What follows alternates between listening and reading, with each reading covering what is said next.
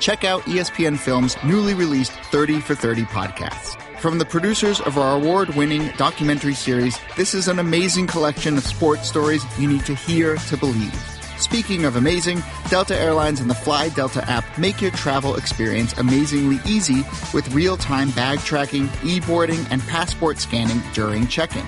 And don't forget to download 30 for 30 podcast to fill your flight with stories that will keep you coming back for more.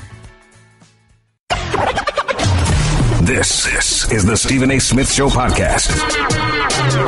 I'm Stephen A. Jam-packed show coming your way today. Whole bunch of NFL action to get into. The depression that has kicked in New York City is definitely legitimate, considering how the Yankees somehow, someway, inexplicably couldn't hit 24 straight curveballs.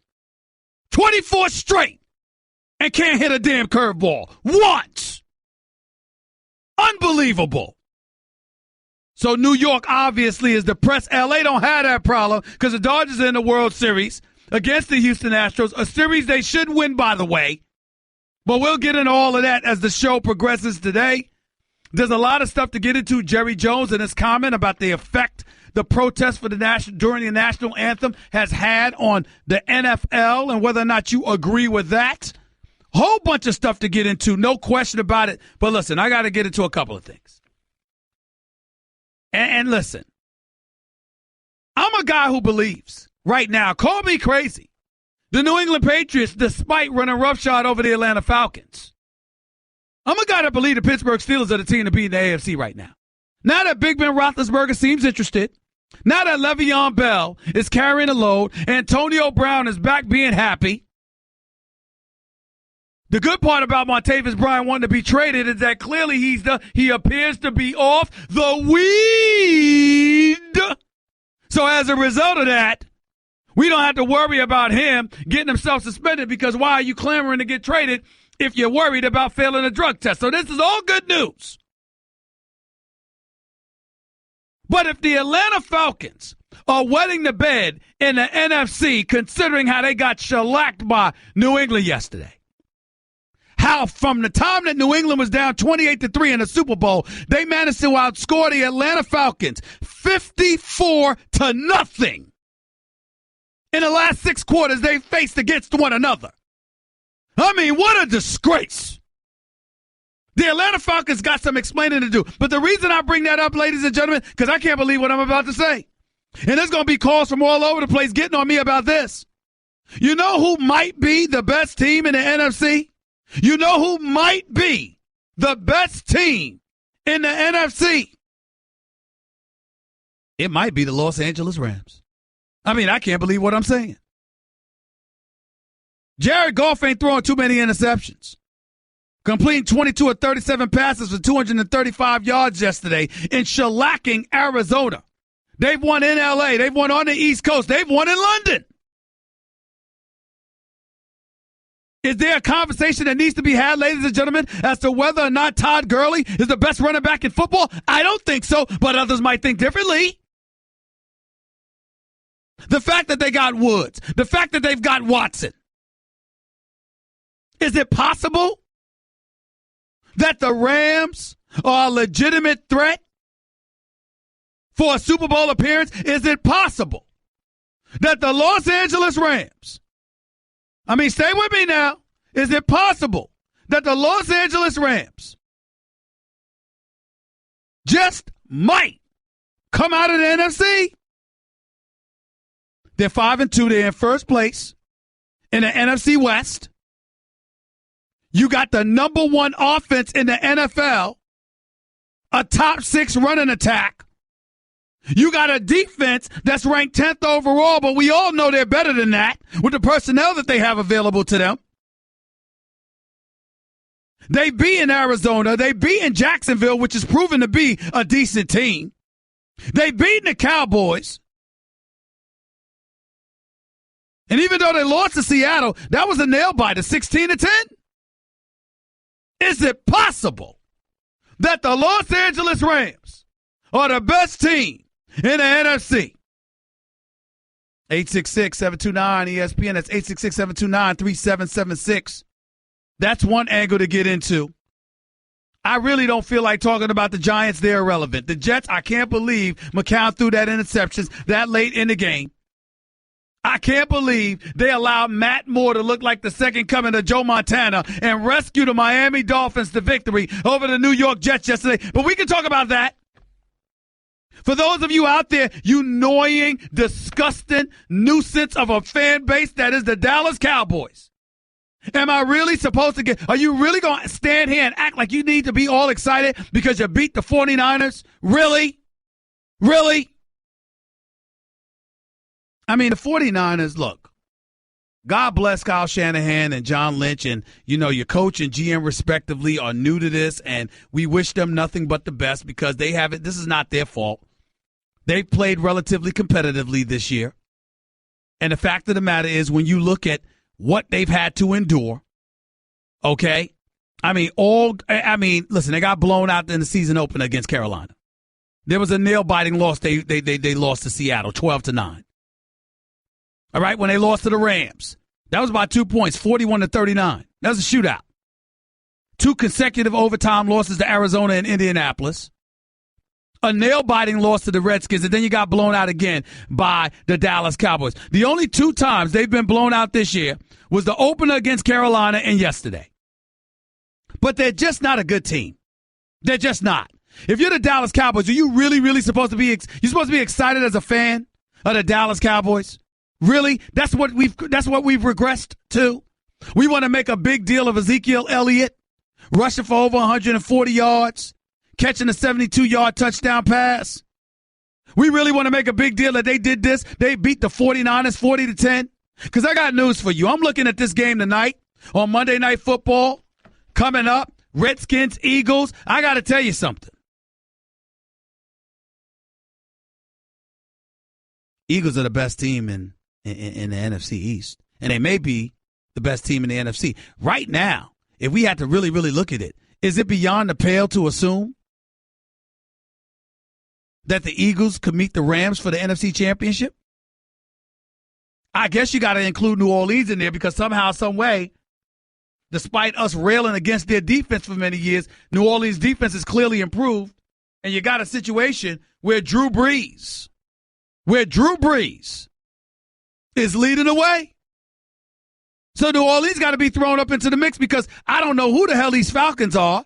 Cam is struggling in Carolina, scoring 3 points. Can't do anything. Trubisky completes 4 passes the entire day.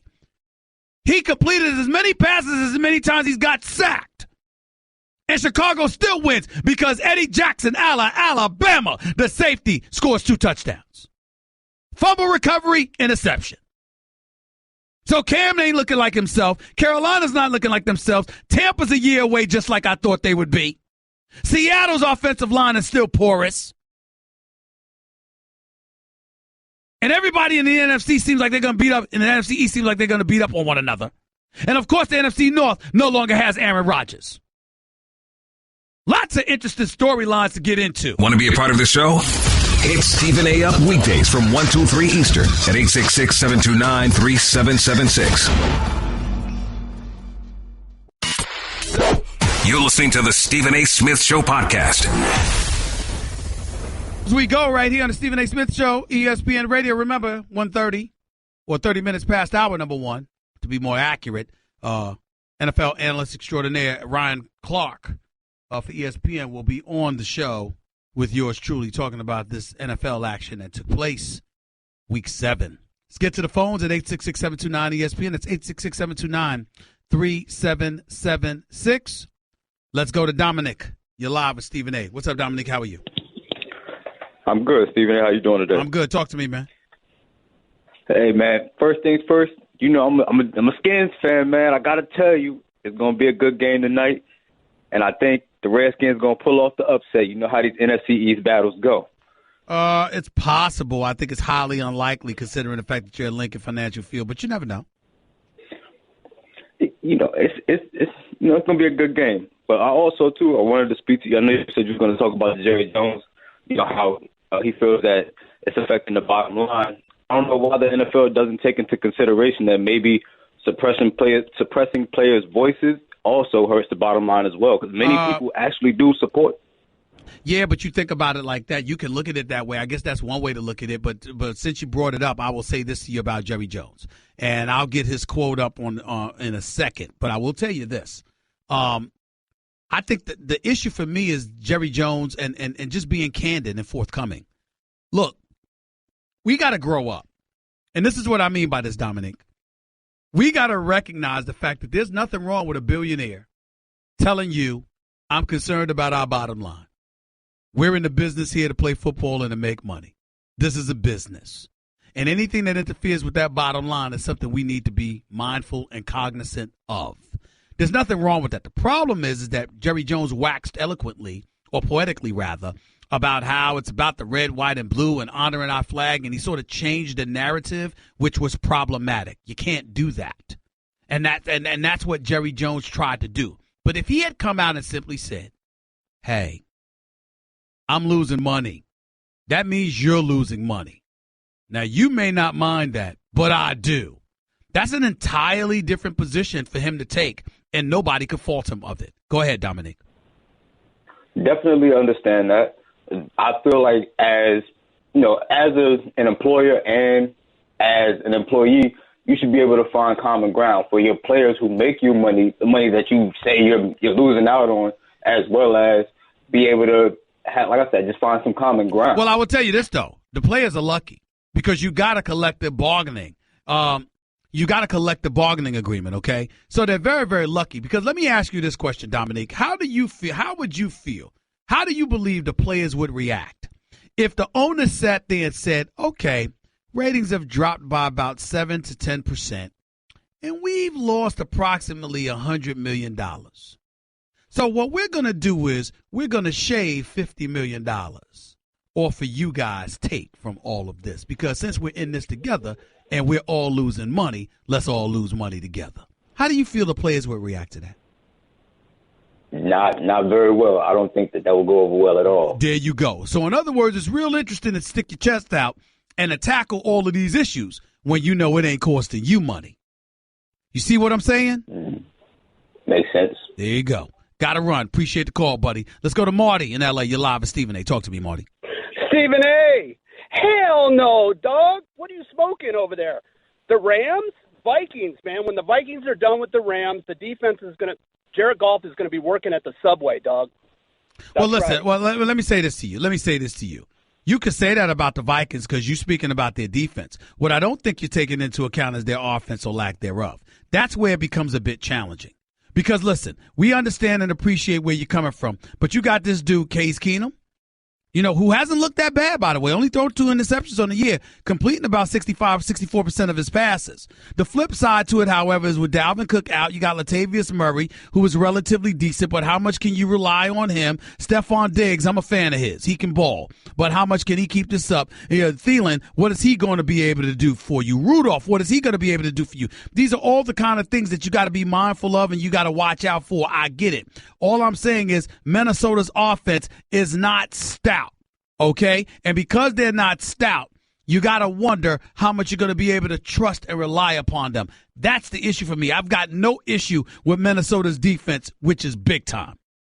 Well, we're going to find out, right? Because we're going to be playing the Rams. About 3 weeks. I think November 19th, if I remember correctly. Hey, Keenum looks good, man. The dude can jailbreak out of the drop pocket, man. He's got that. He's been reckless at times. He's a journeyman quarterback for a reason. He's been reckless at times. Don't act like you can depend on him all of a sudden when you know better. You know better. You know you can't necessarily depend on him. So let's just pump the brakes just a little bit and let's refrain from going that route. Oh, well, Barr's going to sack Golf, and he's going to be working at Subway, man. Okay. All right. I got you. You're using cliches. That doesn't work on my show. Only the host is allowed to do that, not you. Have a nice day. Let's go to Wendell. You're live with Stephen A. Talk to me, Wendell. Hey, big up, Stephen A., for queuing up that Daz by Brick, man. You almost started something, man. But look here, man. It's been a great week, last week and a half. All your major sports are active right now. I just love this time of year. Mm-hmm. Now, to touch on the Jerry Jones issue real quickly and change the narrative, it's just another example of this hypocrisy of a democracy that we live in. Explain. And when it comes to these football teams, The Cardinals are another team that have not lived up to their expectations either. And old boy that just went off the air, Minnesota fan, let me tell you something, man. Your future lies with Teddy Bridgewater. Now, I want to talk about the Fall Classic. Now, I'm L.A. born, L.A. bred, but I kind of like the Houston situation. It kind of reminds me of when the Saints, after Katrina, won the Super Bowl. I don't know if this is going to repeat itself, but maybe the Houston can do it for the victims of Harvey. Hey, man, thanks for what you do, Stephen A. Peace out. Thanks a lot. A lot of people believe that. A lot of people believe that. I mean, with Altuve and Correa and Springer and these boys, a lot of people believe that Houston is going to make some noise. This dude Mullers, 24 straight curveballs? Really, New York Yankees? Really? 24 straight curveballs. You couldn't hit one of them. 24 straight? Oh, I'm so disgusted by that. I really, really am. John, you're live with Stephen A. Talk to me. Hey, what's going on, Stephen A? I got to agree with my man, the last caller, man. I really enjoyed you on General Hospital. Phenomenal job. Thank you, bro. Appreciate it, man. Thank you. Go ahead. Okay, I got two questions. One football, one basketball. The New England Patriots, I'm a big fan. They really went out and spent a lot of money on Stephon Gilmore, right? Now, without him being in the lineup, the defense looked pretty good. Now when he gets back, I'm wondering, do they throw him in or do they make him sit and see what's going on? Do they throw who in? Stephon Gilmore. Well, you know what? He doesn't seem to fit too much with those guys. He really, really doesn't. Just schematically, he just seems a bit off kilter. But anytime you got a stud like that, you got to find a way to make that work. You got to find a way to make that work. That's my philosophy. I will admit he doesn't look ideal for the situation, but I will tell you, if I got Butler and Stephon Gilmore, that's something I'm going to pay attention to. It really, really is. I'm not going to poo-poo that. What's your next question? Okay, Golden State Warriors, a huge fan of them. Do you think Steve Kerr is making a mistake by not starting JaVale McGee over Pachulia? I think he's more athletic and he's more of a rim protector than Pachulia. I think that Steve Kerr has earned the right to do what he wants to do and to see how things unfold. They're 3 games into the season, bro. They've been to the last 3 NBA finals. I mean, the man has proven he knows what he's doing. And so I think it's one of those situations. If you're going to call up here to make a case, it damn sure can't be for JaVale McGee or Zsa Pachulia. Neither one makes a damn difference to me, personally. When it really, really counts, sure. But during the regular season, you experiment. That's what you do. Okay. That's what you do. Thanks a lot, man. Appreciate it. Take it easy. Guess what? You're in the middle of the Stephen A. Smith Show podcast. Damn it, I mean it! My honor and privilege to have my next guest on the line. Former Super Bowl champion with the Steelers. For some inexplicable reason, became a Redskin for a year. Now an NFL analyst extraordinaire for ESPN, the one and only Ryan Clarke is here with us. What's up, big time? How are you, man? What's up, my man? How you doing? I got a couple of things on my mind right now. You always got something. I always do. I'm watching the Atlanta Falcons yesterday, and how in the hell have they gotten this bad where, you lose the second half leads to both Miami and Buffalo. You lose those games. Get shellacked by New England yesterday. And since being up 28-3 on New England, the next 6 quarters they've gone against these guys, they've been outscored 54-0. What is going on? They're not executing on offense. If you watch this team play last year, the run game would click. That would lead to the play action, downfield passing for Matt Ryan. Look at some of those throws to Mohamed Sanu on post corner routes. He could have hit one late in the half that gave them a touchdown. There was a play on a big 4th down where he overthrew Sanu. Sanu cut the route off short. Matt Ryan threw it deep. This team just seems out of sync. Obviously, you lose both coordinators. That's always going to be tough to replace. But when you have this type of talent, whether it's Freeman, Coleman, Julio Jones, Gabriel, Mohamed Sanu, you should be able to produce offense. And for me, I've seen a regression in Matt Ryan's play. Matt Ryan, until last year, it was almost like potential that was never reached. Even though he got the big contract, he was never a guy you talked about in those MVP circles or those top-tier quarterbacks. He was a guy who had a ton of turnovers. Even coming out of Boston College, this was an issue for him, and he's reverted back to some of that play. And until he can shore up his play, become more precise on routes, make better throws, complete more passes downfield. Think about it, Stephen A. Julio Jones didn't have a touchdown all season until he yanks the ball out of Malcolm Butler's hand late in the game for a garbage TD. Mm-hmm. He's too good of a player for that. Wasn't even targeted, Ryan. Find a way. 4 times in the red zone, he wasn't even targeted until that one time. You think about it. You have a 3rd down and goal, and 2 times you don't run the ball with Freeman. And when you do decide to run the football, it's on a jet sweep with Taylor Gabriel. You have to make better decisions. It needs to be smarter play calls, but it also needs to be better execution. Are the Los Angeles Rams the best team in the NFC right now? No, they aren't. They're really good, though. They're a really good team. They're playing exceptional ball. The defense is starting to pick up. They're starting to play a little bit better for Wade. Obviously, you go against Drew Stanton for over a half of a game, and it allows you to play well. Todd Gurley is back to who we thought he was when he came out of Georgia and who he was his rookie year. Jared Goff is playing much better than expected. But I'm with the Philadelphia Eagles right now if we're going to talk about the best team in the NFC. I think they have a quarterback who is playing out of his mind, especially in situational football. 3rd down QBR, the highest in the league overall, the 3rd highest QBR in the NFL, making huge throws. And now the running game is starting to come along as well. So if I had to pick a team in the NFC, it would be the Philadelphia Eagles. But the LA Rams are playing extremely well, but they still have a ways to go, which is evident by the Seattle Seahawks going into their stadium and beating them. Do you trust the Philadelphia Eagles, considering the fact that they're in the NFC East, particularly with what you saw from the Dallas Cowboys yesterday, not to mention the fact that the Redskins have won their share games thus far?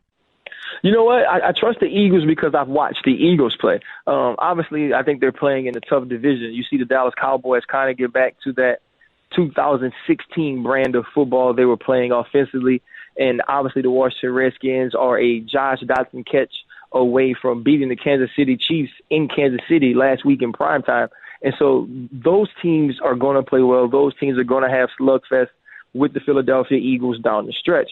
But if you look at the most complete team in that division, you have to go with the Eagles because they found ways to stop giving up the big play in the secondary, which is what makes you nervous outside the numbers at the corners, not really having the players out there that you need to make huge plays. They've done that. They're very good up the middle with McLeod and Malcolm Jenkins. They have great pass rushers.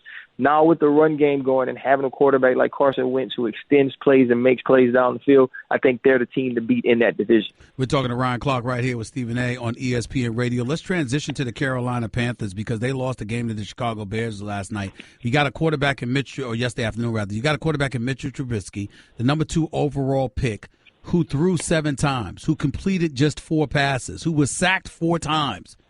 And they still beat the Carolina Panthers because it is defensive Chicago. Eddie Jackson from Alabama returning to a fumble and an interception for touchdowns. What's going on with Carolina's offense based off of what you see, Ryan Clarke? It's an identity crisis, Stephen A. It's them trying to figure out how Cam Newton is going to play and take less hits, how we're going to get Christian McCaffrey asserted into this offense, and who's our number 1 receiver when we don't have Greg Olsen.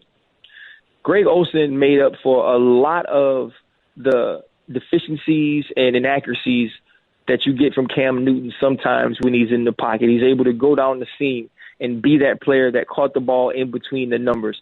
He was able to make deep downfield catches because of the matchup problems he was able to cause, and then that allows you to do some of the other stuff that you enjoy doing when you have a Cam Newton-type quarterback. They don't have those things right now. So now you're Coach Shula, the offense coordinator, and you're trying to figure out all of these ways to do these things without having one of your best players. And so now Cam's standing in the pocket and not looking comfortable and not being as accurate down the field. Those things are glaring because you're trying your best to not allow him to be hit. You go back to the New England Patriots game, Cam played very well from the pocket. That's why we were able to see them succeed. Also, you had people running wide open. He has to get better with throwing balls in the tight spaces, but they also have to find ways to utilize Cam's greatest attribute, which is his legs, his playmaking ability, and not get him hit as much. That's going to be on Coach Shula to get him outside the pocket, to give him options on using his legs or throwing the ball down the field. Stay in the NFC with me. If you're Green Bay, how do you feel about the possibility of Aaron Rodgers coming back from that collarbone injury later on in the season, particularly with the way Huntley looked yesterday, not even being able to throw for 100 yards? Right. I mean, you have to want him to come back. I mean, you have to be begging to get Aaron Rodgers back. I think the problem is, what position will you be in if he does have that opportunity? Can Brett Hundley play you into a spot where Aaron? Well, Ryan, I'm thinking along the lines of the risk. Do you want Aaron Rodgers to come back, considering the risk to his health that may exist because of it? Yeah, I think you do. You want him to come back, and you're going to obviously vet and check and do your checks and balances to make sure he's healthy enough to play, to make sure that the risk of the re-injury was no higher than it was for the risk of injury. You're going to do all of those things, but you're also going to see what position your team is in. If your team isn't in any position to be helped by Aaron Rodgers returning, then I think you allow him to rest up, heal up completely, and come back next season. But if you're in a position to where maybe the Detroit Lions continue to falter, the Minnesota Vikings quarterback situation gets worse and they can't win games, and you're right in the thick of it, then you try to get Aaron Rodgers back on the field for 1 or 2 games into the season and put yourself in position to make the playoffs. But if Brett Hundley plays like he played yesterday, this team has no chance to be in that position. Ryan Clarke. Hello? Right, I got you, Ryan Clarke, right here with Stephen A. on ESPN Radio. Before I let you get on out of here, let's transition to the AFC real quick. Steelers the best team in the AFC, or is it still New England? It's New England right now. It's New England until somebody does something different. Obviously, New England's defense really scares you. You don't know. This is the first time last night that they didn't give up a 300-yard passer. But New England is still the team to beat, because if everything goes through Foxborough, which with them winning games, Kansas City now losing, it looks like they will have an opportunity to do that. If it goes through Foxborough, they're going to be extremely difficult to beat. If the Pittsburgh Steelers can somehow get the home field advantage for the playoffs, I think this totally changes the way things are going. This totally changes the way I will see that game between the Pittsburgh Steelers and the New England Patriots. And that starts with Le'Veon Bell continuing to run the ball as he is and playing everything else off of him. Appreciate it, man. We'll talk to you soon, all right? You take it easy. Have a good one, brother. All right. Yes, sir. Give Stephen A. piece of your mind. He is sorry. Call him weekdays from 1 till 3 Eastern. I mean, just trash. At 866-729-3776. Guess what? You're in the middle of the Stephen A. Smith Show podcast. Damn it, I mean it. Things I'm going to get into hour number 2. I had a few things to say about Lonzo Ball after game 1 of his NBA career. Well, I saw game 2 against Phoenix when he almost had a triple-double, 29, 11, and 8. Well, I think it's at 29, 11, and 9. I'm definitely going to talk about that as well. Plus, they lost again last night, but he had 13 assists. I'll talk about him. I'll talk about LeVar Ball, and I'll talk about what my colleagues like the great Mike Wilbon and others have had to say about LeVar Ball getting notoriety. Stick around. I'll have a comment about all of that in hour number 2. But for now, we'll get back to the phones at 866-729-ESPN, 866-SAY-ESPN. Let's go to Mike. You're live with Stephen A. What's up, Mike? Talk to me, man. Hey, how you doing today? I'm doing all right, man. Well, speak up, Mike. You mumbling, bro. Where's the bass in your voice? What, you depressed? You depressed because your Nationals ain't playing? What's going on? Speak up, man. Come on, man. Hey, come on. I was just calling about the Rams, man. Go ahead. They looking real good, man. And I'm surprised, but you know they doing a good job. What you think it is with them, you know, turning the tide around like now? You know what? For me, man, listen. Here's the deal. Jeff Fisher's gone. That's the biggest thing. And you got a quarterback that knows that he's got a coach that appears to believe in him. So you got that going on. You've got, listen, McVay's doing a hell of a job. Wade Phillips is your defensive coordinator. He's doing a hell of a job. When you look at golf, and then you've got, listen, a decent offensive line. Todd Gurley looks like one of the best running backs in football, just a stud. Okay, so that helps. And then, of course, picking up Watkins from Buffalo and before the season began. That's a huge plus for them. And when you know their defense was stout right now, but I will acknowledge I didn't expect Goff to look this good. He's looking like he's worthy of being the number 1 overall pick, and he deserves our respect based on what we've seen thus far this season. Yeah, they sure have been. That's a good surprise pickup they did with Watkins, and like I say, Goff looking really good too. And I just wanted to comment on Lonzo Ball. He had a good game against Phoenix. He had a real good game against Phoenix. Well, who has it? Who has it? It's not an accident that Earl Watson, the coach, got fired from the Phoenix Suns. You lose opening night in Phoenix by 48. and then you lose the second game to the Knicks, and then you turn around and you lose the third game. What is it, by 30? 34? It was a minus 96 differential in the first 3 games of the season. They already had to get fired. Right. Pretty bad. Man, it's good to hear from you. I like talking to you, but I like listening to the show as well, man. I'll give you a call tomorrow. Appreciate it, man. Take it easy, bro. Let's go to Samir in Jersey. You're live with Stephen A. What's up, man? How you doing, Stephen A.? Long-time listener. Thank you. And I got to tell you, being a Rams fan in the New York City area is tough. I remember the last time the Rams were that good, I was still in high school, sophomore in high school, so it's been a long time. And I got to agree with you and actually disagree with Ryan Clarke, only because what a difference a coach can make in 1 year. Not even 8 weeks into the season, and we're 5-2, and the 2 games that we lost because of turnovers, and we still had a chance to beat Seattle. Our defense is looking good, and if I was to say that the Eagles and the Rams are going to be 1 and 2 interchangeably in the NFC conference, I wouldn't be any more correct. The Eagles will definitely give us a huge test, but if you look at the rest of the NFC, I don't think there's another team that is more well-structured than the Eagles and the Rams combined that can actually give them a fight. I thought Atlanta. We'll wait to see it. Jared Goff is still completing less than 60% of his passes. Let's be honest about that. I love the fact that Gurley's there. Woods and Austin and Watkins are no joke. All right, this kid Higbee at tight end spot isn't bad. Your offensive line has been protecting you, and defensively, you still got Aaron Donald. Thank God you got him back before the season really took off. Brockers is still there as well as Smart, and I'm thinking about an experienced linebacker like Connor Barwin. We can't ignore him. Quinn is no joke. We all know this. Ogletree is there as well. And Jermaine Johnson is in your secondary. So I just look at them right now. All I can tell you is this. They have the personnel. That's great. Let's see what transpires as the season progresses, because now that we're 7 games in and they've gotten everybody's attention in terms of their legitimacy, we have to see how they react to that level of prosperity. We cannot assume, all right, that everything's going to be all right. Sean McVay's a first-year coach. As far as I'm concerned, he's in line to be the coach of the year. There's no doubt about it. But it's 7 games in. They got, you could say 8. They got the Giants next, but that's a road game. But then after that, you're home against Houston. You're on the road against Minnesota. You're home against New Orleans. You're on the road at Arizona, and they're going to be looking for vengeance since you shellacked them yesterday. Then you got Philadelphia, Seattle, and Tennessee before end of the season with the 49ers. Things could get very, very interesting for the Rams. Be careful about that.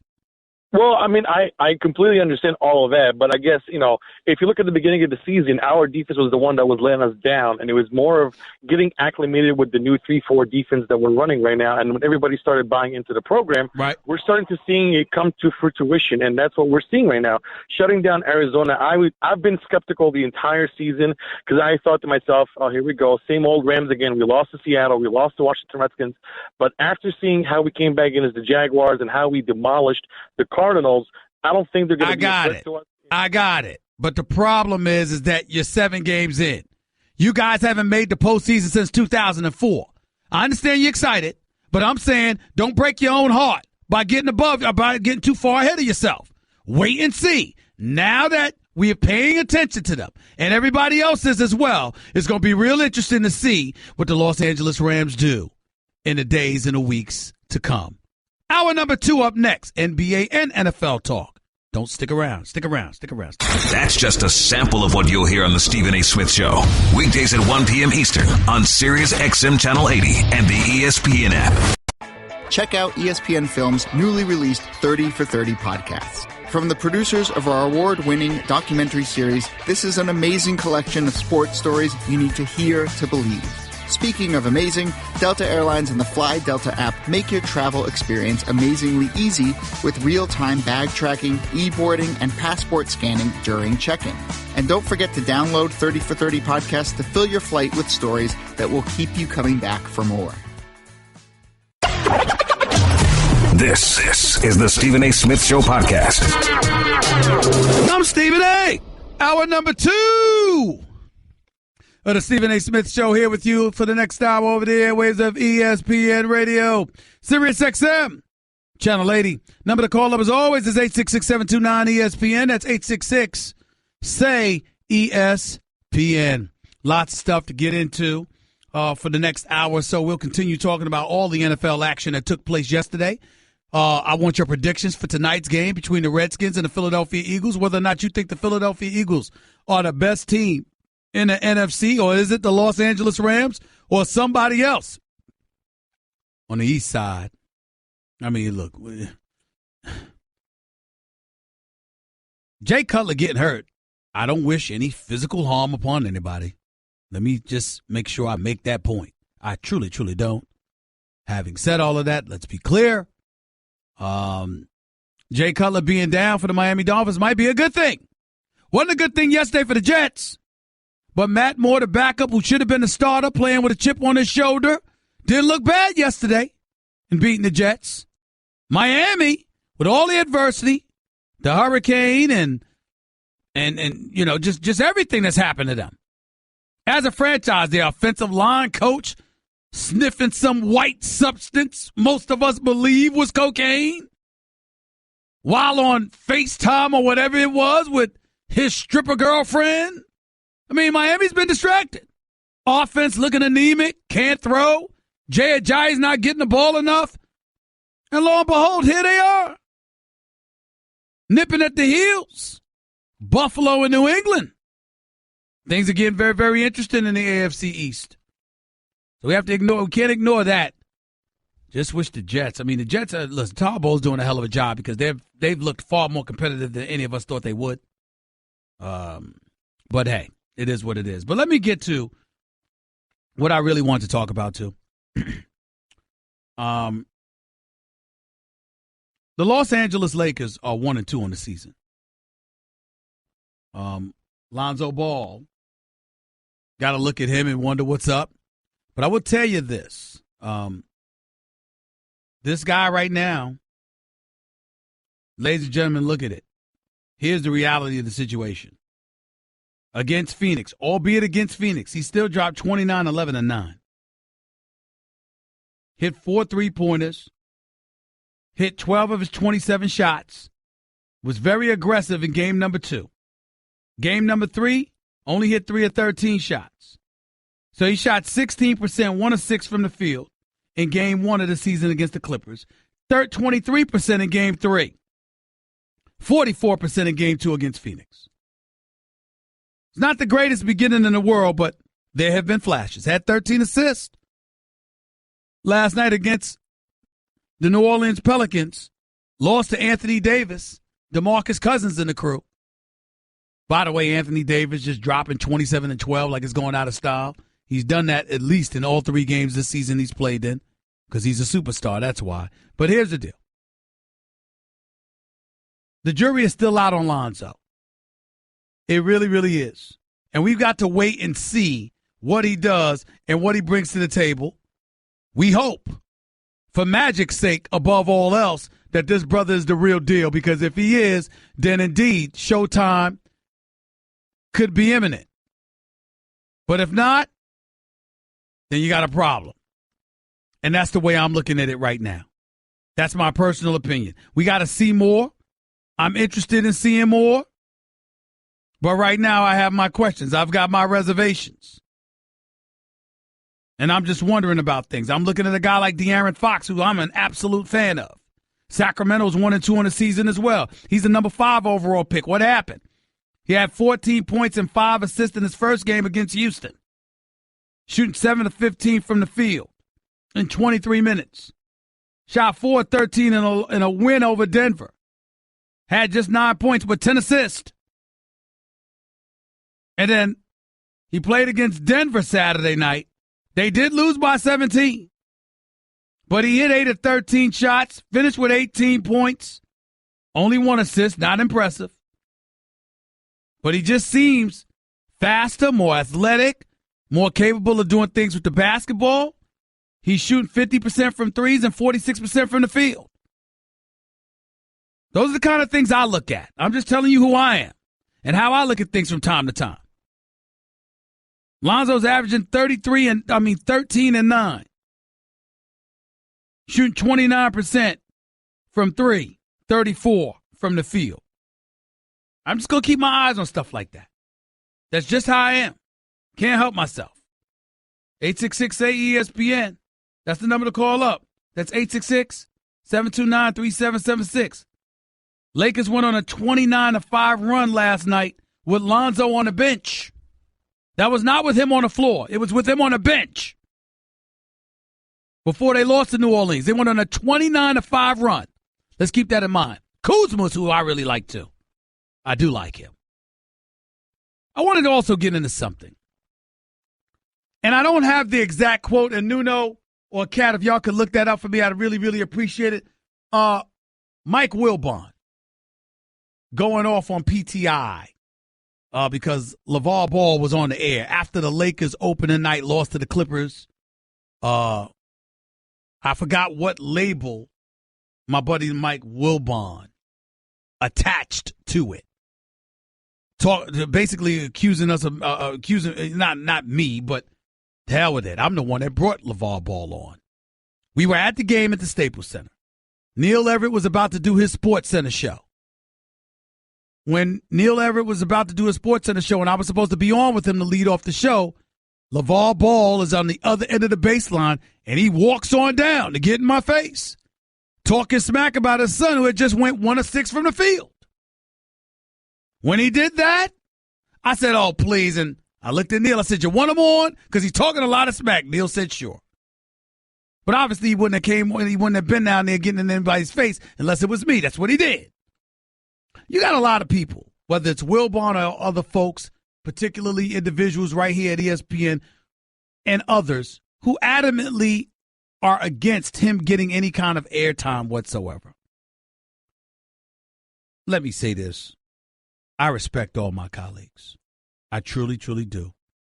I believe there's a whole bunch of gifted people in this business, and I have nothing but the greatest respect for them. It doesn't compare to the respect that I have for my buddy Mike Wilbon. Mike Wilbon is not just a colleague and a contemporary.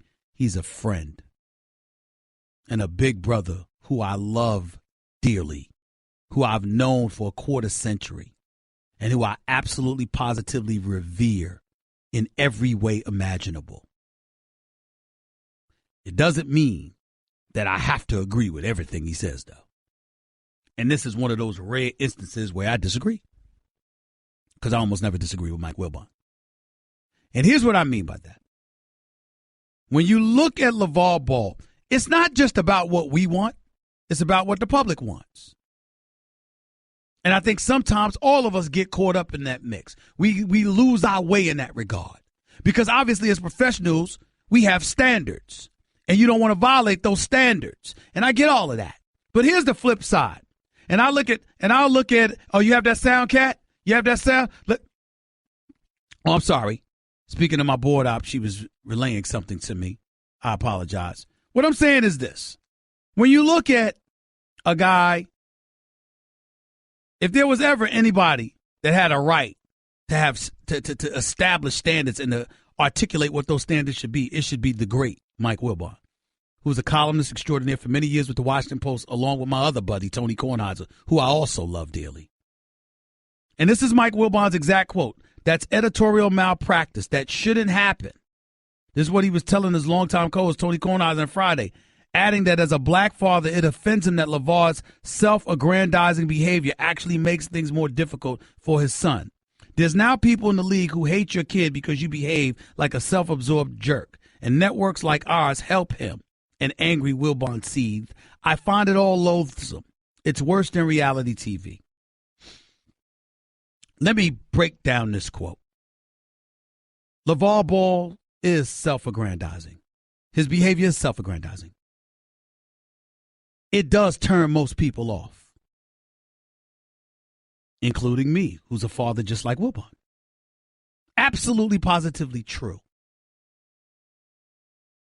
But ladies and gentlemen, if we're going to go into stuff that we don't like, and that determines whether or not we give somebody airtime, then we're making news, or we're deciding what news is to somebody else. See, to me, it's very, very simple. When I saw Lonzo Ball shoot 1 for 6, have just 3 points in the opener, lack complete aggression and do absolutely nothing on the court opening night of the NBA season. The first person I thought of was the man that talked all the junk about him over the last 8 months. That's me. And I'm thinking about you in the barbershop, you in the salon, you on the streets, you at the water cooler at work or anywhere else. And I'm thinking, yo, wouldn't you want to hear from this person now, since that was the person that talked so much? Because the kid never said anything. He's been doing all the talking. So let me see if this guy is going to show a speck of humility at the particular moment in time. It's an easy decision for me. But that ain't all I got to say on this subject. I'll come back with more in a minute. You're listening live to Stephen A. on ESPN Radio. Catch the Stephen A. Smith Show live on 98.7 ESPN New York, ESPN LA 710, and Sirius XM Channel 80. You just can't make this stuff up. Weekdays from 1 till 3 Eastern. You're listening to the Stephen A. Smith Show podcast. 10 minutes past hour number 2 back here on the Stephen A. Smith Show, ESPN Radio. Let me continue by saying what I said before I get back to the callers. Because you got to remember, anything that comes out of the mouth of Mike Wilbon is to be taken seriously. He's as credible as they come, as established and as accomplished as they come. And people in this business need to understand, most of us are practically protégés. We don't know a better human being and a better professional in this business than this man. Most people who know Mike Wilbon don't just respect him, we love him. And you're listening to somebody who loves him dearly. I have no problem with what he said in describing LeVar Ball as behavior as self-aggrandizing. Actually making things more difficult for his son. It's absolutely true. Absolutely true. It's made things difficult for Lonzo. That's why we're running into Wilbon, just like myself. We're running into numerous players talk about they can't wait to drop 50 on Lonzo Ball. Oh, my Lord, it's going to get much worse, ladies. It's going to get much worse. Okay?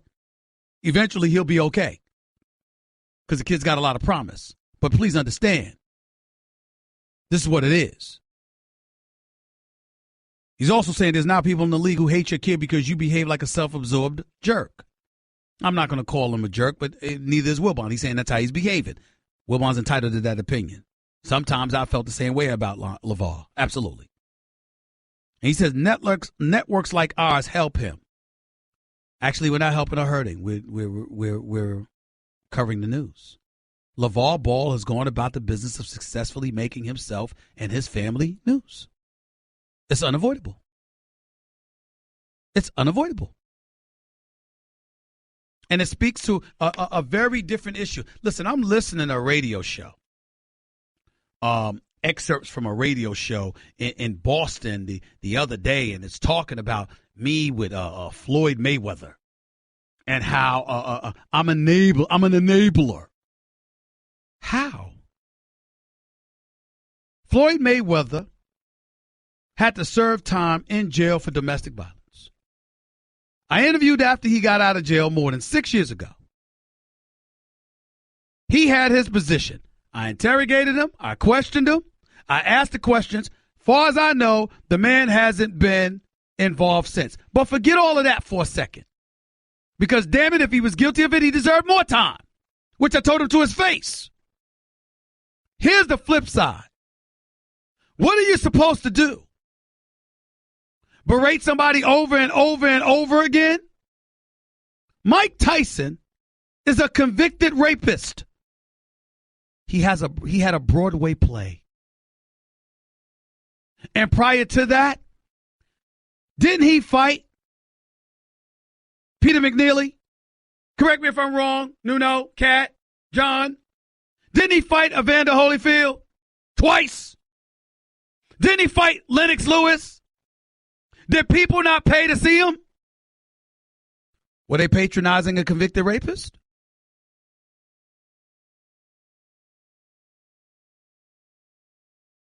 Whenever I've been around Floyd Money Mayweather, I've interviewed him for ESPN and ABC.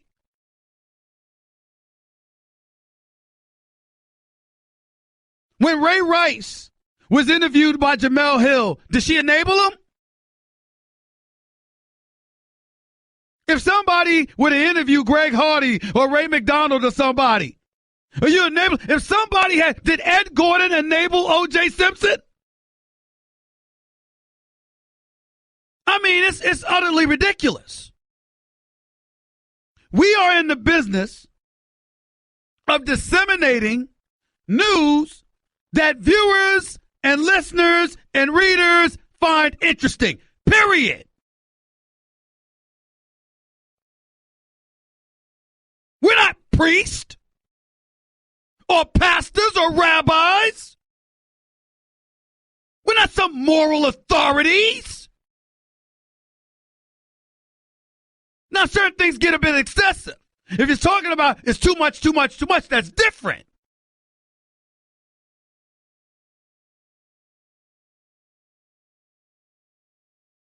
But, I mean, it gets beyond the pale sometimes. If Geraldo Rivera went to Cuba, I'm being hypothetical here. If he went to Cuba and interviewed Fidel Castro when he was alive and then shook his hand, are you enabling a communist? I mean, the asinine things that come out of people's mouths. And I'm not talking about Wilbon here.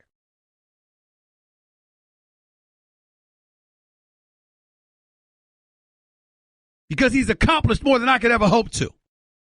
I look up to him. I hold Wilbon in the same breath as the late, great Ralph Wiley, the late, great John Saunders, the late, great Stuart Scott, who's still living and thriving in the great, great Bryant Gumbel, the late, great Ed Bradley for 60 Minutes. That's how I view Mike Wilbon. That's how much he means to me. So I'm not talking about him here.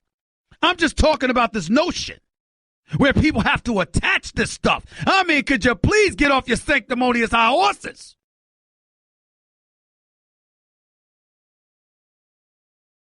If a reporter interviewed Bobby Cox when he was the manager of the Atlanta Braves with his reported history of domestic violence, are you an enabler?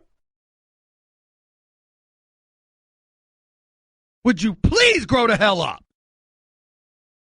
Now back to Wilbon. Editorial malpractice, I respectfully disagree. All that other stuff was about those other folks. Boston Radio and beyond. This is about Wilbon here. Editorial malpractice? No, sir. I disagree. LeVar Ball being the way that he is, no matter how much we may dislike it, and certainly wouldn't do it when it comes to our own children. It's not editorial malpractice. Lonzo Ball was just another player at UCLA until LeVar Ball came on the scene, bloviating out of his mouth about how he would beat Charles Barkley or Michael Jordan in a one-on-one, or how his son was better than Steph Curry, and all this other ridiculous nonsense. But that noise put Lonzo Ball in the eye of the storm. And some could easily argue it ended up getting him to become the number 2 overall pick in the NBA draft.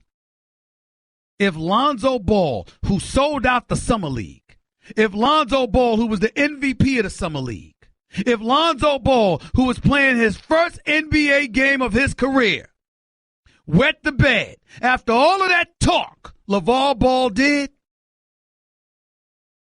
I'm sorry. I want to hear from LeVar Ball.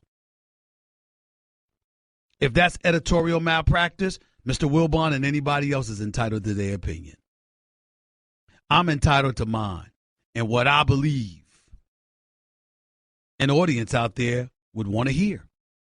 I think on that particular night, not now, not next week, but that night, after the way Lonzo performed, I think people will want to hear from what LeVar Ball had to say.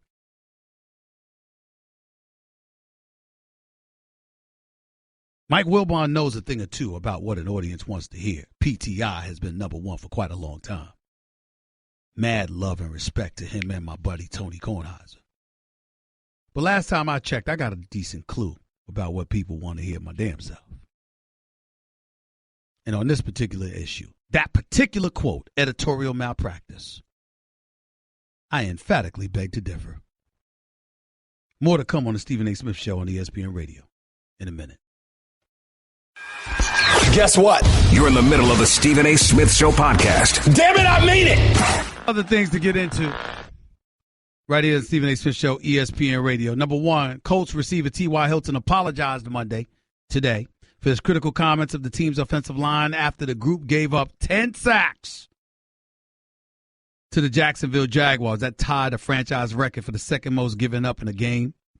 He said, first and foremost, I would like to apologize to the team and the O-line. It was out of character, frustrated how the game went. At the end of the day, I have their back. I love them to death, and I was wrong. I'm always against that, and I go out and do it. So 100% I messed up. It's on me. I'm sorry for that, and I'm the leader, and those guys look up to me, and I stabbed them in the back. So for me, I'm sorry about that. I'll approach them individually one-on-one and just let them know I was 100% dead-ass wrong.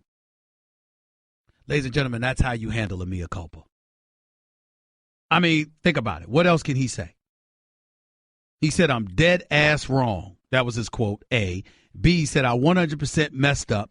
He also used the word stabbing them in the back and said, that's what I did. Ladies and gentlemen, that's how you fess up and conduct a mea culpa. So I got no issues, with bottom line is they stink. They stunk yesterday.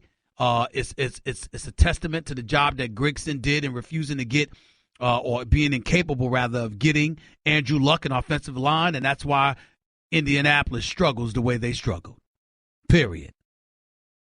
But it was real good of him to fess up the way that he did. The other thing is this. What did I tell y'all was going to happen? Remember when Dwayne Wade was named the starter for the Cleveland Cavaliers? And I told y'all, and people were asking the question, isn't it going to be a distraction to the team and all of this other stuff? What did I tell y'all was going to happen? What did I say? I said to y'all, there are not too many human beings as a professional athlete that I know that are better than Dwayne Wade. He's a real good dude, a real team player. And if he believes for 1 second that him being in the starting lineup is going to be counterproductive to J.R. Smith, I said you don't have to worry about a controversy because D. Wade will turn around and go to the bench. That's what I said. He'll turn around and go to the bench. What did he do? He approached Tyronn Lue this weekend and asked to be put on the bench so J.R. Smith could be in the starting lineup. See, J.R. Smith, he was 1 man of the year, but understand something about J.R. Smith. J.R. Smith is a starter, and J.R. Smith is a champion. And he bust his tail in the offseason and did not appreciate being relegated to the bench, even if it was for a 3-time champion and a future Hall of Famer in Dwayne Wade. And in game 1, when they played against Boston, J.R. Smith was sitting on that bench in the fourth quarter with a hoodie on. I don't know why the hell Nike made these damn uniforms that have hoods attached to it, by the way, because it's just not a good look for players to be on a bench in their jerseys, which have hoods attached to it, and you put it on a hood. You got a lot of those white folks in the audience that's going to think this is Trayvon Martin being revisited, and I'm not joking about it. The bench is no place for somebody to be wearing hoodies. I have no problem with hoodies.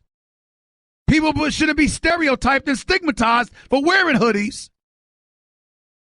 I totally agree with the Miami Heat and Dwayne Wade and LeBron James and Chris Bosh and Ray Allen and all of those guys when they donned those hoodies back then after the shooting of Trayvon Martin by that wannabe cop, Mr. Zimmerman, who should have been convicted. But the bench for a basketball player sitting on a bench with his team, that is no place for a hoodie. I don't know why the hell Nike did that. They need to get rid of them damn hoodies. There's no place for a hoodie. A hoodie shouldn't be attached to a uniform that you can wear while you're on the bench during a game. But J.R. Smith had it on, and he wasn't happy.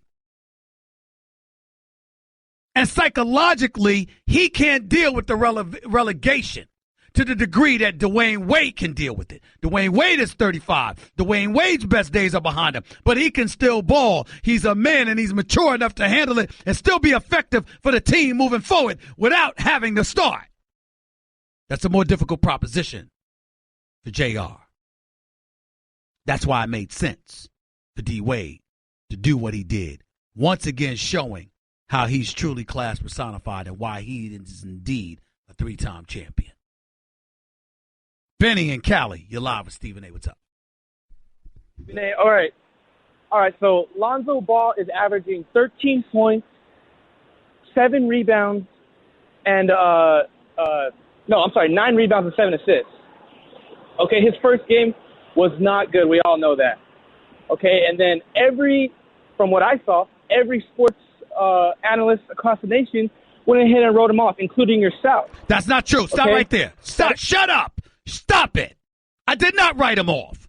I said it was a bad game, and he has to be more aggressive. There's 81 games to go. I would never write somebody off after one game. That's a lie. You're lucky I didn't hang up on you already. You just lied. I did no such thing. Don't lie. Go ahead.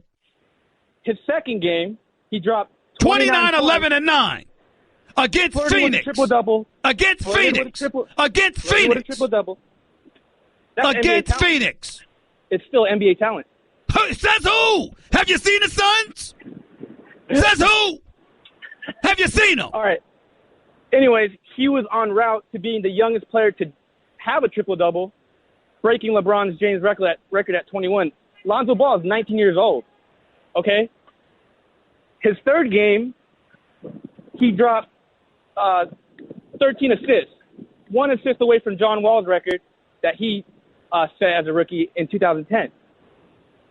Now, I think it's time that you, yourself, and every other sports analyst across the nation start giving him some respect. Oh, shut the hell up. Go bye. Shut the hell up. That's ignorant. So, in other words, you getting on us because you thought we wrote him off after one game, which we didn't do. But you're ready to crown him after 3. Shut up. That's just stupid. Close out the show with a minute. Go to break before I cuss somebody out.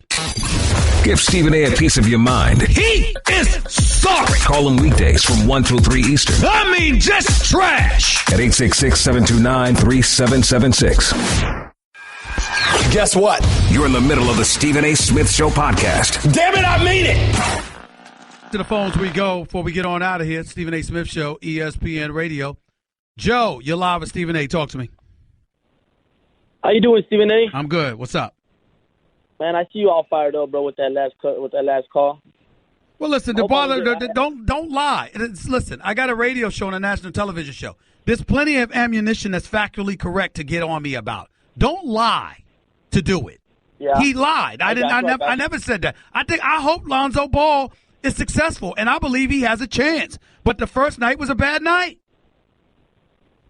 Yeah, I got you. He's a young cat. He's got a lot growing up to do. But all I got to ask, I got one question for you, Stephen A. Smith.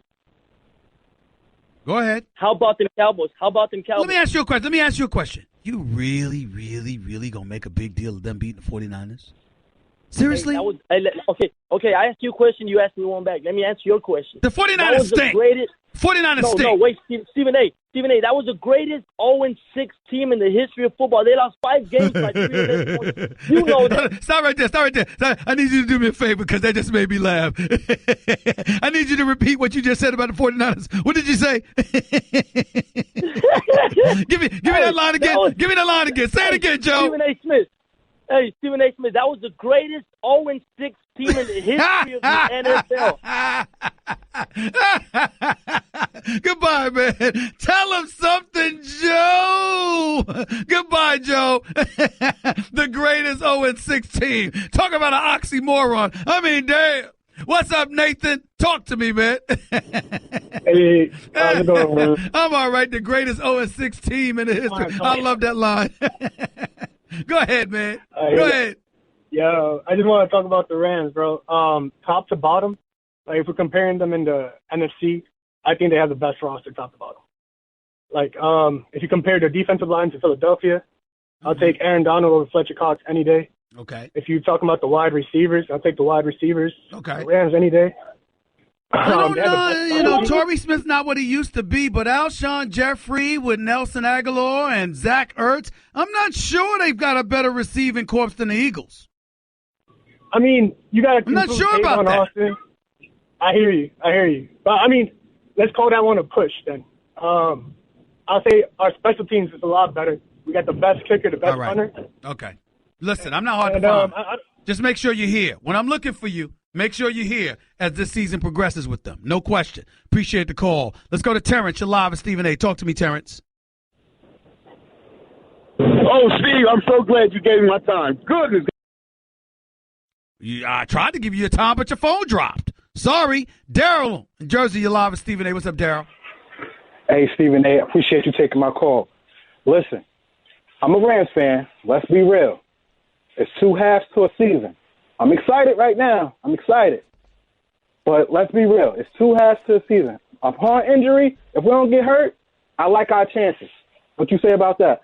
Well, listen, forget about injuries because we all understand that injuries change everything. So let's just get beyond that. Beyond that, it's really about their roster and what you're seeing. What do you think they're going to be able to do? Right. That's really what this comes down to. You got Seattle, man. You got Seattle. Got another game against Seattle. Seattle already beat you. And that was on the road. You got to come to Seattle. You got to come to Seattle. So I'm not sold on them. We shall find out.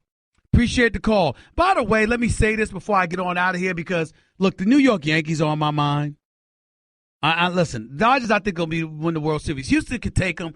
Altuve and Correa and those boys are no joke. And then you got 2 aces in Keuchel and Verlander. And this kid Mullins comes out, throws 24 straight curveballs. I just can't believe how awesome he looked. I think he's going to be your 3rd starter. And obviously, if he's pitching the way that he's pitching, that's all you really need. The flip side to all of this, however, in my mind, that really resonates with me is that the Dodgers are supposed to win. You're the better team. The better team doesn't always win in baseball. But you got Kershaw, and you got Jansen. All right, and you sandwich in between them, Bellinger and Seager's going to be back with Puig and the rest of the crew. I mean, listen, the Dodgers should win the World Series. I wanted so badly for it to be the Dodgers against the Yankees. I'm so depressed. I cannot believe that the Yankees couldn't beat Morton, couldn't beat Mullers. Keuchel and Verlander, all right, I got it. I would have accepted that. But you got a pitcher, I mean, just throwing the same pitch 24 straight times, and you still couldn't take him out. It's just shameful. By the way, it's ignorant and just stupid to be talking about how Joe Girardi shouldn't be the manager. It is a waste of time. Joe Girardi did a hell of a job and has been a hell of a manager for the New York Yankees. And if he and his family want him to remain in New York and Yankee pinstripes, give the man a new contract, please. Don't let that man go back to Miami with Derek Jeter. Don't let him go somewhere else. He's one of the best managers in baseball. Take care of him, damn it. Take care of him. Alex in Long Island, you're live with Stephen A. What's up? Hello, Stephen A. Yeah. Long-time listener, first-time caller. Thank you. What's up? All right. Quick question. How come it seems to be that all these general managers, mostly New York, don't seem to be able to get it right as far as, drafting players and, picking the talent? What are you talking about? Are you talking about football or football, baseball, and basketball? What are you talking about? Oh, goodness. Basketball, Knicks, Jets, per se. And they can't get it right. It seems they should look to you guys, the sports. Well, let me say this. Hold on, Alex. Let me say this. Jets just need a quarterback. That's what they need. They need a quarterback. They need a quarterback to build their franchise around. They haven't been awful enough to get a top 2 pick to get that quarterback they so desperately need. In the case of the New York Knicks, I'm not going to lie to you. I don't know if the good Lord has an answer for that one. I mean, Dolan's got some black cat running around this franchise when it comes to the basketball side of things, because listen, it just ain't there. Nothing works with this man at the helm. Nothing. Absolutely nothing. So look to you, Stephen A. You got to get out. You know what you're doing. I'm doing well. I'm doing well. ESPN could give me a little more money. I would never poo-poo that. But I'm happy with my job. I appreciate the call, though. Thank you so much. Javante, you're live with Stephen A. Go ahead. How's it doing? What's up, man? Hey, man, I was like I said, long time listener, first time caller, man. Thank you. I love the show. I would like to say Sam Darnold, man. I think he should come back next year. I think he's not tuned exactly how he needs to be. He has mechanics he needs to work on, and then I think they set us up for the kill this year. No bye, 3 games non-conference. I think the defense needs some work coming off, all the injuries, and I just feel like he can have some redemption come back next year. Here's my only problem with what you're saying about Sam Darnold. He was hyped. I didn't see anybody shunning the hype. Everybody was acting like he's going to be the best quarterback coming out in the draft, that he was the answer, and what have you. And it's been anything but. You can lose to Notre Dame, that's fine. But you can't lose like they lost to Notre Dame. What's that, 49-14, 48-14? That's just embarrassing. And I'm going to put that on Sam Darnold just as much as I'm going to put that on anybody else, because I expected more from him. Plain and simple. I expected more from him. And that's not what I've seen. We can slice it any way we want to. USC has been a disappointment. UCLA and Josh Rosen, to a lesser degree, have been somewhat of a disappointment. UCLA is really about their defense. Can't stop a damn soul. But USC, I expected a hell of a lot more. I'm glad y'all brought that up, because I'm going to revisit that tomorrow when I have more time. Until then, I'm signing off. Until tomorrow, peace and love, everybody. That's just a sample of what you'll hear on the Stephen A. Smith Show. Weekdays at 1 p.m. Eastern on Sirius XM Channel 80 and the ESPN app.